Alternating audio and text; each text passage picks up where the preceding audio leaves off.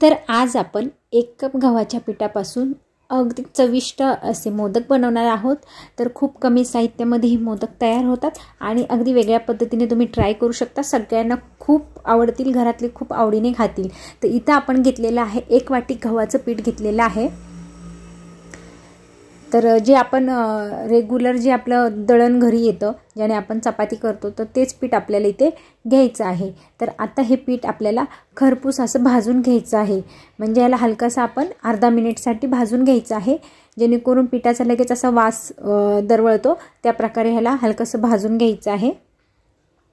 तर एकदम बारीक गॅसवरती आपल्याला ह्या प्रोसेस करायची आहे। साधारण या मोदकाला थोडा टाइम लागतो बनायला, म्हणजे साधारण अर्धा ते पाऊण तास जातो, पण खूप चविष्ट असे बनतात। तर आणि अगदी घरी असणाऱ्या साहित्यामध्ये आपण बनवू शकतो। तर आता यामध्ये तूप टाकायचं आहे 1 चम्मच। तर ह्या चम्मचने मी तूप घेतलेलं आहे, जो आपला पोहे खायचा चम्मच आहे, तर त्याने तूप घेणार आहे आपण।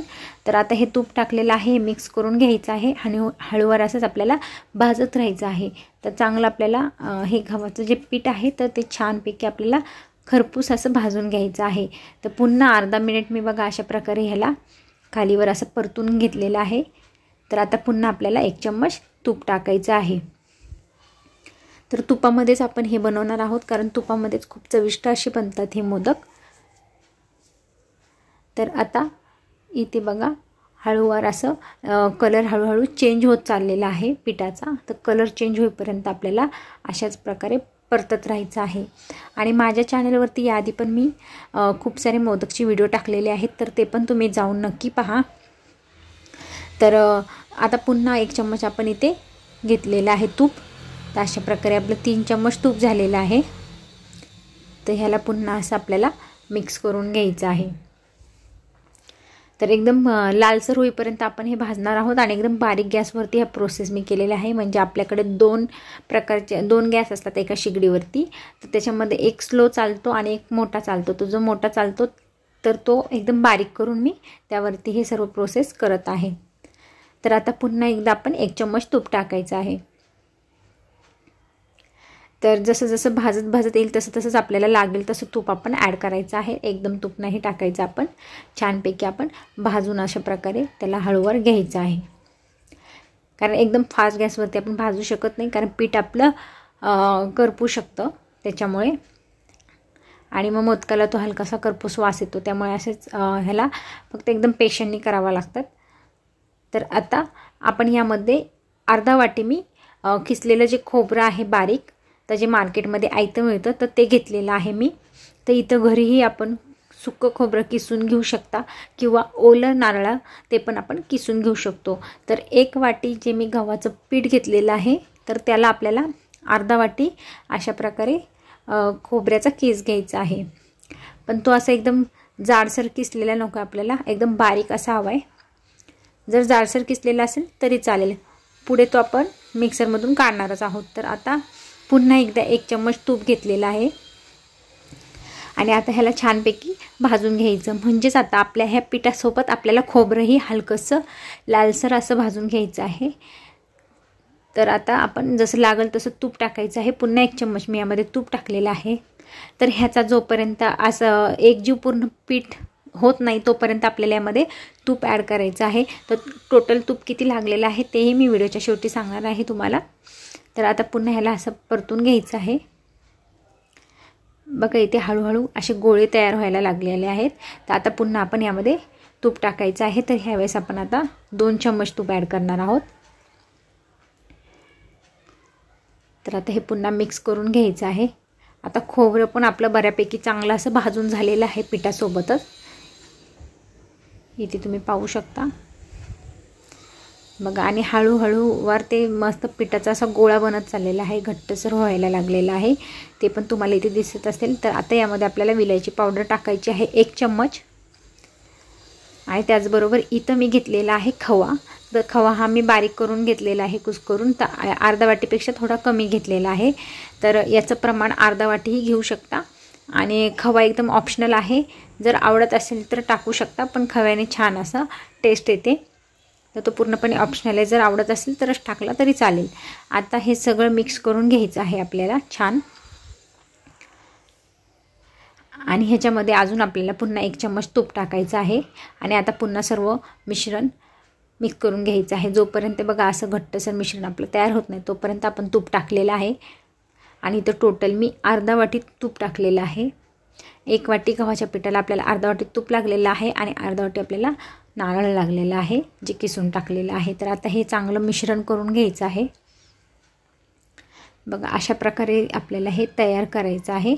आता हे पळीला लागलेलं पण मी काढून टाकते छानपैकी. बघा आता याला फ्राय झालेलं आहे. तर आता आपल्याला यामध्ये गूळ टाकायचा आहे. तर इथं आपण 1 वाटी गव्हाच्या पिठासाठी आपण 1 वाटी गूळ घ्यायचा आहे. त्याचं प्रमाण आपल्याला समान घ्यायचं आहे. जेवढं पीठ घेणार आहे तेवढाच गूळ इथं वापरायचा आहे किंवा गुळाऐवजी इथं 1 वाटी साखर टाकली तरी चालेल. तर गोड तुमच्या आवडीनुसार कमी जास्त प्रमाणात करू शकता. तर हे जे सांगितलेलं मी प्रमाण आहे ते अगदी परफेक्ट आहे. त्या प्रमाणातही तुम्ही टाकू शकता.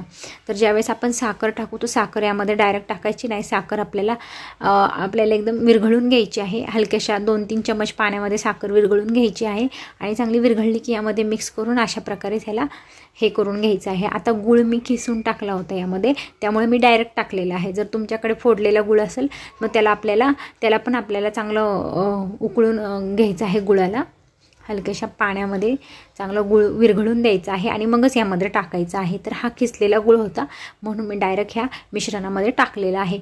तर आता बघा इथं तुम्ही बघू शकता मिश्रण एकदम पातळ होत आलेलं आहे. तर ह्याला आपल्याला हलकंसं घट्टसर होईपर्यंत असंच परतायचं आहे. आणि जेव्हा हे हलकंसं घट्टसर होईल अशा प्रकारे बघा एकदम आपलं मोकळं झालेलं आहे सारण. आत्ता यामध्ये आपल्याला टाकायचं आहे. इथं तुम्ही फ्रेश मिल्क टाकू शकता किंवा घरामध्ये जर तापवलेलं दूध असेल गरम करून गार करून ते टाकायचं आहे अर्धा वाटी. तर ते टाकायचं आहे. ते पण एकदम ऑप्शनल आहे. तुम्ही अशा प्रकारे डायरेक्ट मोदक बनवू शकता किंवा दूध ॲड करूनही किंवा कंडेन्स मिल्क यामध्ये टाकू शकता.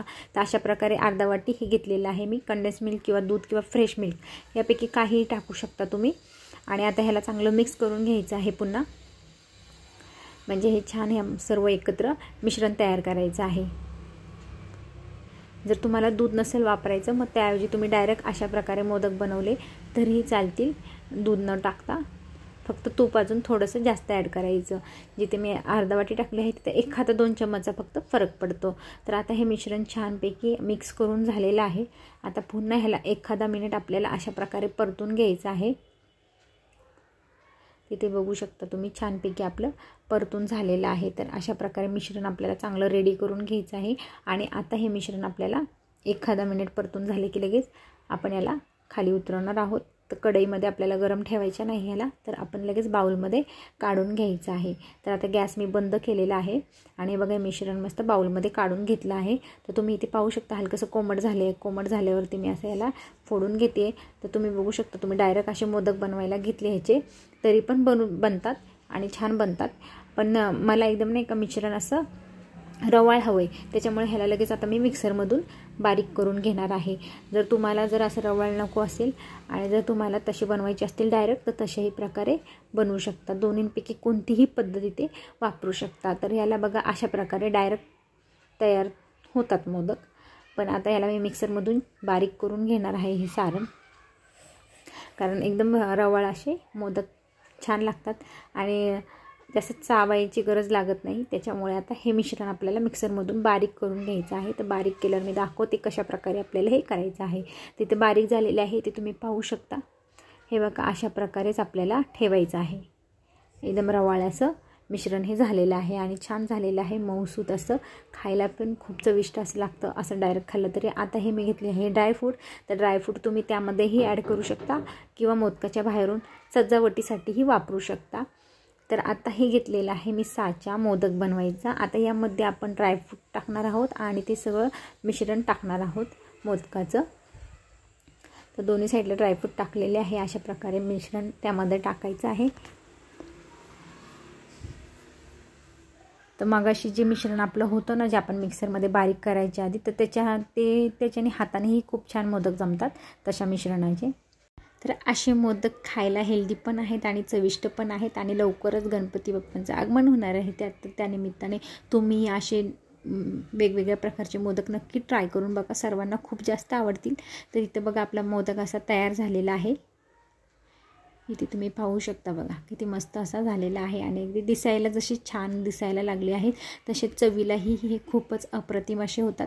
नेहमी तेच प्रकारनं बनवता, काहीतरी वेगळं बनवलं की सर्वांनाही खूप आवडतं आणि खूप आवडीने खातात आणि काहीतरी वेगळं केल्याचा आनंदही मिळतो. तर तुम्हीही अशा प्रकारे नक्की ट्राय करा. आणि माझ्या चॅनलवरती याआधी पण मी मोदकच्या रेसिपी टाकलेल्या आहेत. खवा मोदकसुद्धा आहे किंवा उकडीचे मोदक आहेत, असे भरपूर प्रकार आहेत. तर तिथे जाऊन तुम्ही नक्की रेसिपी पहा, तर तुम्हाला खूप आवडतील. आणि जर तुम्हाला माझ्या रेसिपी आवडत असतील तर नक्कीच व्हिडिओला लाईक, शेअर आणि सबस्क्राईब करायला नका विसरू. चला तर बघा इथे तुम्ही पाहू शकता आपले मोदक बघा अशा प्रकारे मी सर्व बनवून झालेले आहे आणि खूपच छान झालेले आहे. दिसायलाही खूप छान झालेले आहे, अगदी रवाळ झालेले आहेत बघा तुम्ही इथे पाहू शकता, खूप छान. तर फक्त अर्धा वाटी यामध्ये आपल्याला तूप लागलेलं आहे आणि 1 वाटी आपण गव्हाच्या पिठापासून बनवलेलं आहे. तर ह्यांचं सर्व साहित्य मी अगदी प्रमाणासहित डिस्क्रिप्शन बॉक्समध्ये दिलेलं आहे.